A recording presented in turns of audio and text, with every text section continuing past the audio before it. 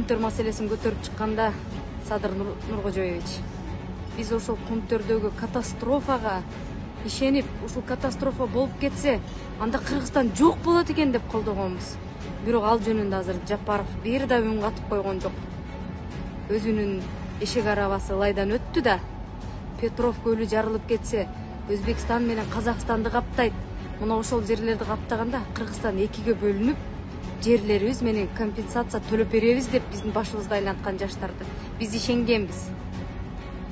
Ушундай каратып туруп калп айткан бийлик азыр эми Кемпирабад мурда эле өзбектердики болчу.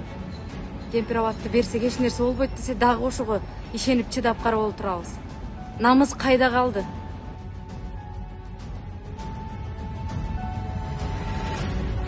Азаматтар, намыс кайда калды? Бизди ата-энебиз мынтип тарбиялаган эмес эле го.